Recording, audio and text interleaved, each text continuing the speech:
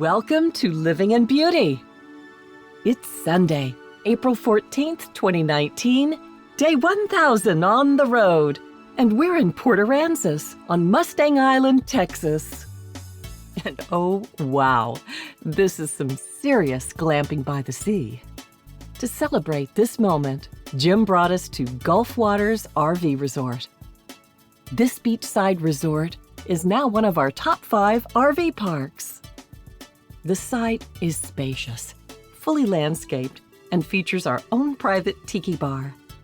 In just a few days, we'll pull out of this gorgeous resort.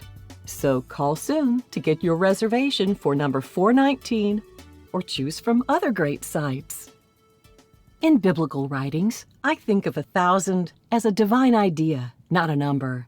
So it could mean myriads, infinity, countless, innumerable, immensity, fullness of time, multitude. In Buddhism, 1,000 is a metaphor for the capacity to effect spiritual transformation. I like the Purusha myth that describes the universal being as having 1,000 heads, 1,000 eyes, and 1,000 feet for traveling through all that hath been and all that is yet to be. But for Jim, 1,000 is a number he can sink his CFO chops into on the Living in Beauty timeline. 1,000 days since we left Coronado, 29,913 travel miles, 198 different overnight locations in 37 states and provinces. This day is also a time to reflect on the 1,000 half-loves we left behind. Property, stability, position, and to mourn the myriad comforts, routines, doctors, community pool, hairstylist, gardening, that we forsook to go a-toddling off like babes in the woods. Old babes, too old to nest and not ready to rest. And yes, we mostly miss our family and friends, but digital technology and social media facilitate constant connectivity. We marvel that only a few decades have passed since our dads were away for months and years at a time on Navy business. Back then, the only way to maintain a relationship was through the Postal Service and the rare 2-minute garbled phone call from a ship's radio.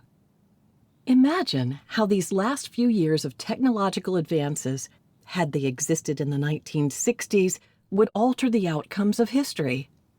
How might the telegraph change the story of Odysseus' travels on the Aegean? Or the iPhone impact the exodus of the Israelites?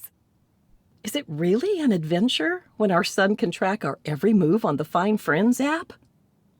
I guess it is when we consider a future when he may be tracking us on a GoPro in a long-term care facility. Last month, while paddling the south of Armistead Lake near the dam, my phone sounded a "Welcome to Mexico" alert. So I paddled out to the center of the lake where I could see the top of the bluff where cars were lined up for inspection. Testing the boundaries is what Living in Beauty is all about. We're learning that corporations' invasive use of personal information is throttled by moving targets. Our lifestyle of full-time, on-the-go travel bamboozles the banks, Amazon, medical insurers. Clearly, providers make more money when they can efficiently broadcast the goods to the customers who are corralled into static bundles, because that way it's easier to brand them, track them, bill them, sell them. Jim is always on the phone trying to help corporations understand our lifestyle so we can receive services.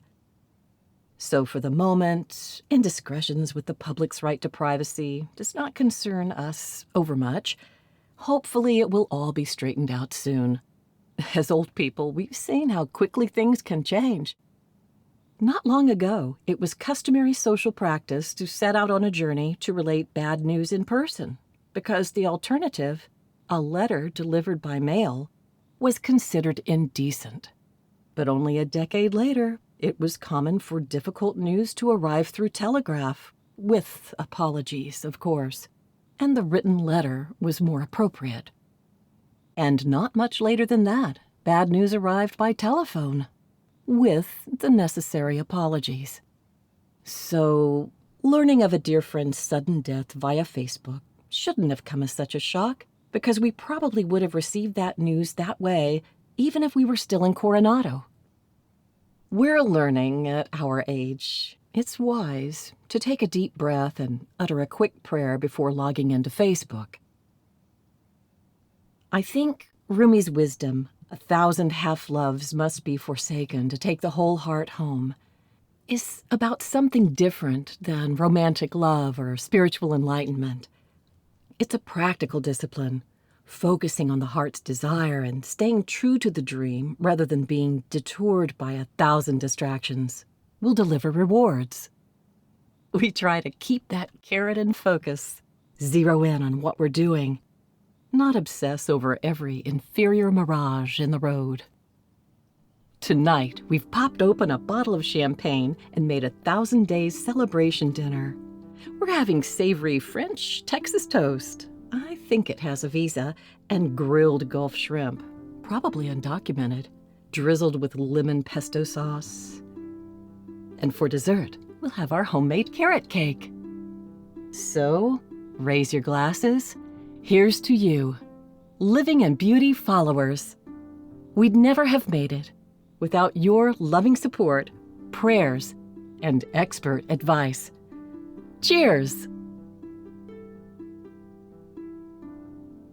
Thank you for joining us at Living in Beauty. If you like this post and want to be notified when a new one is released, please enter your email address and click the follow button at the bottom of this page. Okay, that's it for now. See you next time.